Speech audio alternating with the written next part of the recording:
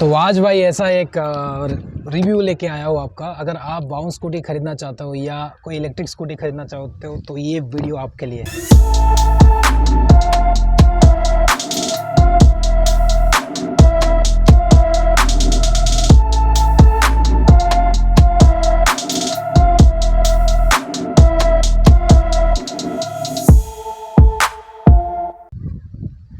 देखो एक चीज़ मैं बता दूं कि ये जो स्कूटी है ये मैं ख़रीद लिया हूँ 1 साल हो गया ऑलमोस्ट। और इसका पहले मैं 1 मंथ बाद भी एक रिव्यू दिया था और ये 1 साल हो गया, तो मेरा पूरा इस स्कूटी के बारे में आइडिया है। तो आपको मैं पूरा ओनरशिप रिव्यू दूंगा। इसमें आपको पता चलेगा कि ये इस स्कूटी में प्रोज क्या है, कॉन्स क्या है, और आपको ख़रीदना चाहिए कि नहीं चाहिए, और क्या क्या चीज़ आपको देखना चाहिए जब आप ख़रीदना चाहते हो। तो फर्स्ट ऑफ़ ऑल, जब मैं ये स्कूटी ख़रीदा था इसका प्राइस कुछ 87,000 ऐसा कुछ था बेंगलोर में। और बाकी जगह पे स्टेट का कभी कभी सब्सिडी मिलता है। देखो, तो सब्सिडी के हिसाब से आप देख लीजिएगा कि आपके स्टेट पे कितना दिख रहा है, वो आपको ऑनलाइन मिल जाएगा। और एक चीज़ आपको इन्फॉर्मेशन रहना चाहिए जो मेरे को नहीं था, जैसे कि अगर ऑनलाइन में ये अगर 90,000 दिखा रहा है तो आपको और 7 to 8,000 या 10,000 एक्स्ट्रा लगेगा, जो RTO कॉस्ट एंड वगैरह वगैरह हो। क्योंकि मैंने भी ऐसा ही कुछ दिया था, तो कुल मिला के मेरे को 87 पड़ा। अभी ये कुल मिला के आपको कुछ 1 लाख के आसपास पड़ जाएगा, 97,000 ऐसा कुछ पड़ जाएगा बेंगलोर में। अगर बाकी स्टेट में अगर देखना चाहते हो तो वहाँ पे आप ऑनलाइन देख सकते हो। और ख़रीदने का प्रोसेस बहुत ही ईजी है। ऑनलाइन आप इसको बुक कर सकते हो, फ्लिपकार्ट से भी इवन आप ख़रीद सकते हो स्कूटी का।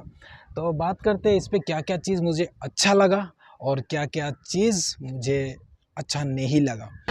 माइलेज आपको 70 के आसपास मिलेगा इको मोड पे, और स्पीड मोड पे आपको 55 मिलेगा। तो एक चीज़ ऐड करना चाहता हूँ कि लेने के पहले मेरे को ऐसा ही लगा कि चलो इको मोड में कम्प्लीटली चलाऊंगा तो मेरे को 70 माइलेज मिलेगा। ऐसा कभी नहीं हो सकता। आप कम्प्लीटली इको मोड में चलाओगे, दोनों को मिला जुला के आपको चलाना पड़ेगा। और दोनों को मिला जुला के अगर आप चलाओगे तो आपको 60 के आसपास इसको माइलेज आपको मिलता है, जो कि बहुत सही है। मेरे को ऐसे ही चाहिए था। इससे ज़्यादा मैं माइलेज मांगूंगा तो मेरे को पैसा भी उतना ही खर्चा करना पड़ेगा, 1.5 लाख के आसपास कुछ खर्चा करना पड़ता है, जैसे कि बाकी स्कूटी पे जिसका माइलेज ज़्यादा है। बात करेंगे अगर कितना इलेक्ट्रिसिटी कॉस्ट आ रहा है। मैं देखो कम्प्लीटली, आप मेरा स्कूटी का अगर स्ट्रक्चर देख के समझ सकते हो मैं कितना मतलब चला रहा हूँ इसको। 1 साल में बहुत चला चुका हूँ, कम से कम अप्रॉक्सीमेट 9,000 किलोमीटर में चला चुका हूँ स्कूटी को। और हल्का फुल्का स्क्रैचेस भी है, तो इधर उधर लगा भी है इसको। अगर प्रिसाइजली बोलूँ कि कितना मेरा खर्चा आ रहा है पर मंथ, मैं देखो मंथली तो संडे को भी थोड़ा बहुत चला लेता हूँ, लेकिन मंडे टू सैटरडे कम्प्लीटली मेरा चलता है। और मैं कंप्लीट यूज़ करता हूँ इसको, मतलब 70 माइलेज जो आता है, मतलब स्पीड और इको दोनों को मिला के मैं कंप्लीट यूज़ करता हूँ। फुल बैटरी ड्राई होता है मेरा। तो फुल यूज़ करने के बाद एवरी मंथ मेरे को कुछ 250 रुपीज़ के आसपास आ रहा है। तो अगर मैं पेट्रोल वाला स्कूटी चलाता तो रफली मेरे को 2-3 हज़ार का तो खर्चा आता ही पेट्रोल पे। लेकिन ये लेने के बाद मेरे को बहुत कॉस्ट हो रहा है। बात करेंगे कि लोग सोचते हैं कि फ्यूचर में क्या होने वाला है, बैटरी मेरा ख़त्म हो जाएगा तो क्या है। तो बैटरी जो इसमें रहता है, मैं बैटरी भी दिखा देता हूँ आपको। इसका जो बैटरी होता है ये रिमूवेबल बैटरी है, ये रिमूवेबल बैटरी है। और इसको आप ऐसे रिमूव कर सकते हो, ऐसे रिमूव करके आप आराम से रूम पे लेके जाके चार्ज कर सकते हो। और इसका वेट कुछ 12 kg है, तो 12 किलो का है। तो आप आराम से इसको ऊपर लेके जाके चार्ज वगैरह करना है तो कर सकते हो। और इसको लगाने के लिए आप बस इसको आराम से इसको टच कराओ और हल्का सा पुश करो। इसको लगाने के लिए आप बस इसको आराम से टच करो और पुश करो, हल्का सा साउंड आएगा। तो ये हो गया हमारा ये कनेक्शन। और बैटरी का जैसे कि मैं बात कर रहा था, बैटरी आपका 3 साल का वारंटी रहता है। 3 साल के अंदर कुछ भी हुआ तो ये कंपनी जिम्मेदारी लेगा और आपको ये बैटरी का वारंटी मिलता है। बैटरी अगर आपका मान लो ख़राब हो गया आफ्टर 3 इयर्स, तो 3 साल तक कंटिन्यू अगर चलाओगे तो आपका स्कूटी का कॉस्ट ऑलमोस्ट आ जाएगा। तो इसमें कोई प्रॉब्लम नहीं है मेरे हिसाब से। तो बैटरी का जैसे कि मैं बात कर रहा था, बैटरी अगर ख़राब हो गया, 3 साल का वारंटी है, कोई टेंशन नहीं है। और 2-3 चीज़ें ये लोग भी एक्स्ट्रा दे रहा है, जैसे कि आपका हो गया कि बैटरी स्वैपिंग, और आपका हो गया कि बैटरी का सब्सक्रिप्शन कुछ है। तो मैंने सब्सक्रिप्शन और स्वैपिंग वाला कुछ लिया नहीं है, क्योंकि मेरे को बैटरी के साथ मैं एक्स्ट्रा कुछ 7,000-10,000 रुपये दे रहा हूँ, तो मेरे को बैटरी मिल जा रहा है। और बैटरी मेरे को अगर 10,000 रुपये दे के बैटरी खुद का बैटरी मिल रहा है तो वो मेरे हिसाब से सही है, क्योंकि चार्जिंग करने के बाद में इलेक्ट्रिसिटी कॉस्ट ज़्यादा आता नहीं है। तो आप मेरे हिसाब से आप बैटरी के साथ ले लो, सब्सक्रिप्शन से अच्छा ऑप्शन वो है। और कुछ चीज़ें मेरे को बहुत ही अच्छा लगा इस पे, ये है कि ये जो स्कूटी है ये बहुत ही हैंडी है और उतना आपको फील नहीं आएगा कि कोई नया कंपनी बना है। एक्चुअली कंपनी नया नहीं है।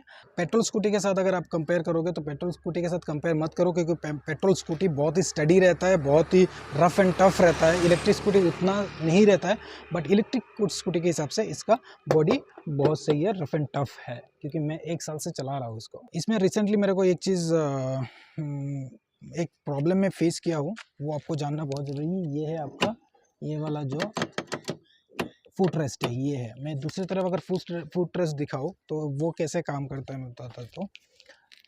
दूसरी तरफ अगर मैं फुट रेस्ट दिखाऊँ तो मैं दिखाता हूँ। ये वाला फुट रेस्ट जो है ये ऐसे काम करता है, ये ऐसे लगता है, जो कि आप अगर अपने पाँव से भी उसको बैठने के बाद ऐसे टच करते हो तो ये आराम से लग जाता है। तो ये बहुत सही लगा मुझे, लेकिन ख़राब होने के बाद मैं विज़िट किया उनके शोरूम पे, लेकिन ये स्टॉक पे अवेलेबल नहीं है। तो ये चीज़ बाउंस वालों को ध्यान में रखना चाहिए, क्योंकि देखो आप अगर स्कूटी ला रहे हो और ख़ासकर बैंगलोर में, आपका कंपनी बैंगलोर का है, तो आपने शोरूम पे 2 शोरूम है इधर, एक है आपका बीटीएम में, दूसरा है आपका राजाजी नगर में। तो अगर आपके शोरूम में आउट ऑफ स्टॉक चल रहा है चीज़ें तो दिक्कत होता है, क्योंकि मैं बाहर से भी स्टॉक खरीद के लगा नहीं पाऊँगा। तो 1 हफ़्ते से मेरे को ये वाला प्रॉब्लम हो रहा है, तो ये एक जेन्युइन प्रॉब्लम है मेरे को। और अगर मैं बॉडी का बात करूँ, देखो थोड़ा बहुत हल्का-फुल्का लगा था साइड पे वॉल पे, तो ऐसे स्क्रैचेस आ गया है। तो स्क्रैचेस आता है नॉर्मली, उतना स्क्रैचेस आना नहीं चाहिए था, मतलब हल्का ही लगा था, लेकिन अच्छा खासा स्क्रैचेस आ गया है। तो इधर भी स्क्रैचेस आया हुआ है, तो ये मेरा ही गलती था, हल्का लगा है, लेकिन उतना स्क्रैचेस मैं एक्सपेक्ट नहीं किया कि हल्का लगने से इतना ज़्यादा स्क्रैचेस आ जाएगा। बात करेंगे स्कूटी का डिस्क ब्रेक का, तो इस पे पीछे भी आगे डिस्क ब्रेक है और पीछे भी आप देखोगे तो पीछे भी आपको ब्रेक मिलता है, डिस्क ब्रेक। इधर देखोगे तो इधर भी डिस्क ब्रेक डिस्क ब्रेक इधर भी आपको मिलेगा पीछे, तो आगे पीछे दोनों जगह पे डिस्क ब्रेक है। स्टार्टिंग में जब आप स्कूटी लोगे तो आपको बहुत ही अनकंफर्टेबल फील होगा 1-2 दिन, क्योंकि डिस्क बहुत ही अचानक से लगता है, लेकिन 2-3 दिन चला लोगे तो ये बहुत कंफर्टेबल हो जाएगा। तो देखते हैं स्कूटी स्टार्ट कैसे करते हैं। स्कूटी स्टार्ट करने के लिए आपको यहाँ पे ऑन करना पड़ेगा, तो ये ऑन हो जाता है। ऑन होने के बाद इधर ऑटोमेटिकली लाइट जलेगा। लाइट जलने के बाद जब ये 99 से 00 हो जाएगा, तब आप एक ब्रेक पे दबाओ, हल्का सा इस ब्रेक पे दबाओ, और यहाँ पे जो ये स्विच है इसको एक बार स्विच करो, तो यहाँ पे रेड वाला जो बटन है, रेड वाला जो साइन है वो दिखेगा, मतलब ये स्कूटी ऑन है, आप जा सकते हो। तो अभी यहाँ पे अगर मैं इसको थोड़ा सा दबाऊँगा तो देखो स्कूटी जाने लगा है, तो ये स्कूटी मेरा ऑन है। तो मैं ऑफ़ करने के लिए फिर से ब्रेक पे दबाऊँगा, इसको एक बार क्लिक करूँगा तो ऑफ़ हो गया ये। लेकिन इस पे क्या होता है, स्टार्टिंग में आपको पता नहीं चलता है कि ये स्कूटी ऑन है क्या ऑफ़ है, क्योंकि साउंड नहीं है। मेरे को ये चीज़ मुझे अच्छा लगेगा, मुझे साउंड वाला सीन चाहिए नहीं है। तो अब पहले-पहले में आपको थोड़ा ऐसा लगेगा ऑन हुआ कि नहीं हुआ है, बट धीरे-धीरे आपको इसका हैबिट हो जाएगा। इस पे और बहुत सारे चीज़ है, जैसे कि यहाँ पे इको मोड है, यहाँ पे ड्रैग मोड है, पावर, इको, ड्रैग मोड। तो पावर मोड में आपको 65 तक आपका स्पीड रहेगा, इको मोड पे आपका रहेगा 38 तक, और ड्रैग मोड में अगर आपका पंचर हो गया तो आपको धक्का देने का ज़रूरत नहीं है, ड्रैग मोड में डालो और ये आराम से आपके साथ-साथ धीरे-धीरे चलता रहेगा। तो इस पे और 2-3 चीज़ एक्स्ट्रा ऐड करो तो इस पे क्रूज़ कंट्रोल वाला फीचर्स है। जैसे कि आप एक हाईवे जा रहे हो, आपको एक्सेलेरेटर ज़्यादा घुमाने का ज़रूरत नहीं है, आप क्रूज़ वाला सीन कर लो, तो आराम से ये एक ही स्पीड पे चलता रहेगा। और रिवर्स वाला ऑप्शन भी है, रिवर्स में डालो, अगर पीछे आपको खींचना नहीं है तो रिवर्स में डालो तो रिवर्स में जाएगा। ये है बेसिक इसका फीचर्स। लेकिन इस पे ऐप में आपको बहुत ज़्यादा फीचर्स मिलता है। ऐप में क्या होता है, आपको जियो फेंसिंग वाला फीचर्स मिलता है, साथ ही साथ आप बाइक को ट्रैक कर सकते हो, बैटरी कितना है वो देख सकते हो। तो वो सब चीज़ मेरे को अच्छा लगा, क्योंकि अगर आपको बाइक ट्रैक करना है, कभी-कभी पार्किंग में आपको ऐसा जगह पे मॉल पे पार्क कर लिए, आपको पता नहीं चल रहा है, बड़ा जगह पे ख़ास करके, तो आप इसको ट्रैक कर सकते हो कि किधर मैं खड़ा किया हूँ। अगर कोई आपका गाड़ी चोरी करने का कोशिश कर रहा है तो वो भी आप इसका जियो ये मोबाइल ऐप से इसको ट्रैक कर सकते हो। तो ये सेफ्टी के मामले में बहुत सही है। तो ये है चार्जर, तो देखो चार्जर आपको कुछ ऐसा मिलता है।